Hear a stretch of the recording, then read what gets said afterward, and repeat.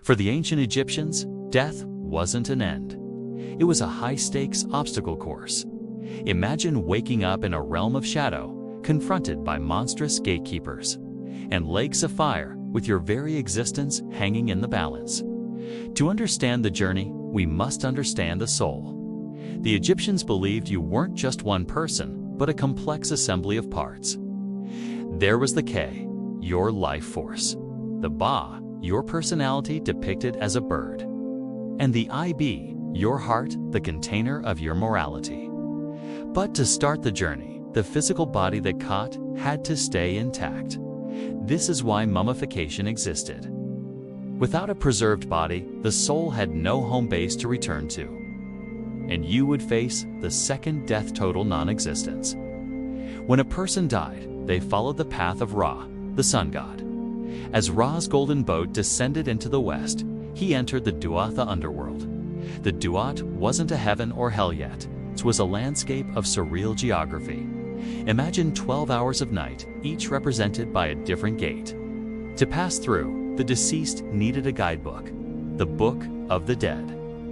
This wasn't a single book, but a collection of spells written on papyrus and buried with the mummy.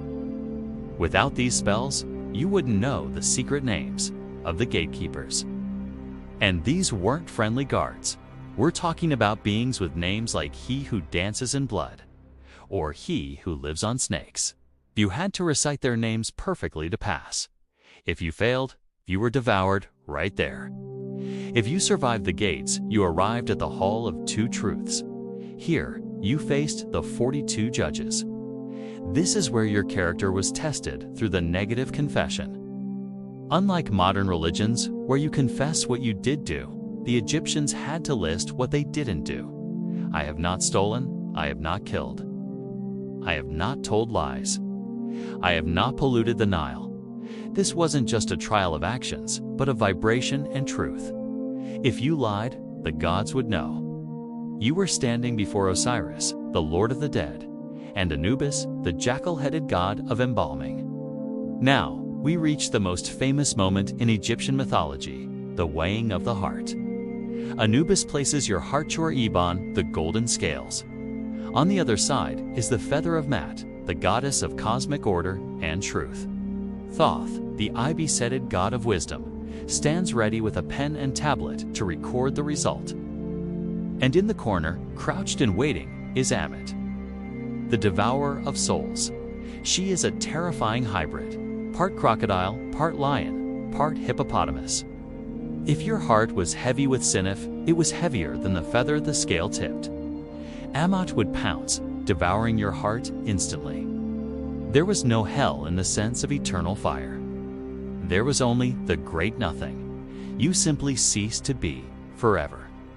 But if your heart was light, if it balanced perfectly with the feather, you were declared Makra-true of voice. Horus, the falcon-headed god, would lead you by the hand to Osiris. You had earned your place in Aru, the field of reeds. Aru was essentially an idealized version of Egypt. The crops grew taller, the water was clearer, and you were reunited with your ancestors and your pets. But there was a catch. You still had to work. Even in paradise, the gods required labor to maintain the cosmic order. This is why Egyptians were buried with Ushabti dolls, magical servants intended to wake up in the afterlife and do your chores for you. In Aru, you lived a life of eternal leisure while your statues did the heavy lifting. To the ancient Egyptians, the afterlife wasn't a distant dream. It was a journey that required preparation, knowledge, and a life lived with integrity. They spent their entire lives getting ready for the day they would stand before the scales. It's a story of hope, terror, and the ultimate belief that what we do in this life echoes into the next. Next time you look at a mummy in a museum, remember, you aren't just looking at a body. You're looking at a traveler who braved the Duat to find a field of golden reeds under an eternal sun. If you found this journey through the Duat fascinating, make sure to hit that like button and subscribe for more deep dives into the mysteries of the ancient world. Leave a comment below. Do you think you'd pass the 42 judges? Thanks for watching, and we'll see you in the next one.